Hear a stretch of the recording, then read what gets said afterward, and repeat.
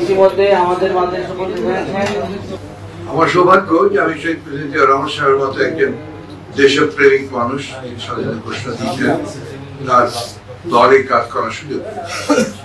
আমার সৌভাগ্য যে আমি আরেকজন অত্যন্ত খাঁটি দেশপ্রেমিক যিনি আজীবন গণতন্ত্রের জন্য সংগ্রাম করেছেন, করে চলেছেন, দেশনেত্রী বেগম খালেদা জিয়ার সঙ্গে এখনো রাজনীতি করার সুযোগ পাচ্ছি। প্রকৃতপক্ষে বাংলাদেশের দুর্ভাগ্য যে ৭১ সালের যুদ্ধ, মুক্তিযুদ্ধ, তার পূর্বে যে স্বাধীনতার সংগ্রাম, মুক্তিযুদ্ধের যে সংগ্রাম দীর্ঘকাল ধরে, সেই সংগ্রামের যে মূল বিষয়টা ছিল যে আমাদের গণতান্ত্রিক ব্যবস্থা আমরা প্রবর্তন করব, গণতান্ত্রিক একটা রাষ্ট্র আমরা নির্মাণ করবো, ভাগ্যজনক হলে আওয়ামী লীগের হাতেই সেটা ওই ১৯৭৫ সালে সেটা প্রথমবারের মতো আঘাতপ্রাপ্ত হয় এবং নিহত হয় একদলীয় শাসন ব্যবস্থা। তো দুর্ভাগ্য আমাদের যে আমরা সবসময় সেই যে কন্টিনিউয়াস প্রসেস ধারা, গণতন্ত্রের ধারা, সেটা আমরা থাকতে পারি। আমরা আবার পরিবর্তন হয়েছে, স্বৈরাচার এসেছে, স্বৈরাচার থেকে মুক্তি পাওয়ার জন্য এই দেশের মানুষ আবার সংগ্রাম করেছে, ছাত্র লড়াই করেছে এবং স্বৈরাচার থেকে দুর্নীতি দেশত্ব এবং খালেদা জিয়ার নেতৃত্বে। এরপরে আমরা সবাই জানি, আমি কৃষক আলোচনায় যাচ্ছি না, শুধু যখন কেয়ারটেকার গভর্নমেন্ট ব্যবস্থাটা যখন আপনার দেশত্ব বেগম খালেদা জিয়া মেনে নিয়ে সেটাকে যখন কনস্টিটিউশনে নিয়ে আসতেন, তখন একটা সুযোগ সৃষ্টি হলো নতুন করে বাংলাদেশে একটা গণতান্ত্রিক কালচার গড়ে তোলার, গণতান্ত্রিক একটা ব্যবস্থা গড়ে তোলার।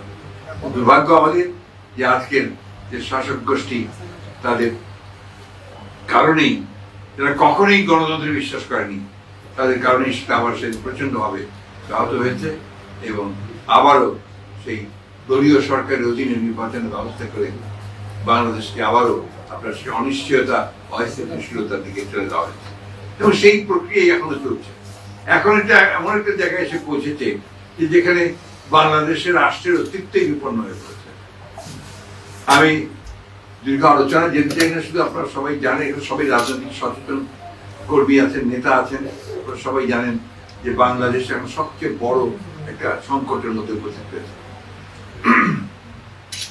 একদিকে গণতন্ত্র নেই, অন্যদিকে আপনার দেশের যে সার্বভৌমত্ব, সেই সার্বভৌমত্ব আজকে হুমকির সম্মুখীন হয়েছে। এখন সবচেয়ে বেশি যে প্রয়োজন, যেটা আমরা মনে করেছি, যে গণতন্ত্রের জন্য যিনি সবচেয়ে বেশি ত্যাগ স্বীকার করেছেন, যিনি এখন আটক অবস্থায় আছেন, যার জীবন মৃত্যুর সঙ্গে যিনি লড়াই করছেন, সংগ্রাম করছেন, সেই দেশনেত্রী বেগম খালেদা জিয়াকে মুক্ত করার একটা আন্দোলন খুব জরুরি। এটাকে আমি আলাদা করে দেখতে চাই না, গণতান্ত্রিক আন্দোলনের সঙ্গে এটা অত্যন্ত ঘনিষ্ঠভাবে জড়িত। অনেকেই বলতে চান যে বিএনপি নেতা, তিনি গণতন্ত্রের জন্য সংগ্রাম করেছেন এবং তার সংগ্রামের ভিত্তিতেই হচ্ছে গণতান্ত্রিক সংগ্রাম। তার রাজনীতি আশা হচ্ছে গণতন্ত্রের পক্ষে, রাজনীতির জন্য গণতন্ত্রের সংগ্রাম করেছেন, লড়াই করেছেন, পার্লামেন্টারি ফর্ম গভর্নমেন্ট করেছেন এবং দেশের আপনার গণমাধ্যমে তিনি অনেক বেশি স্বাধীনতা দেওয়ার চেষ্টা করেছেন। সব শেষে তিনি কেয়ারটেকার গভর্নমেন্ট সিস্টেমকে মেনে নিয়েছেন, মেনে নিয়ে তিনি সংবিধানে দিয়েছেন, যেটা আমাদের যে একটা গণতান্ত্রিক কালচার নির্মাণ করার জন্য কিন্তু অনেক বড় সহায়ক ভূমিকা পালন করেছে।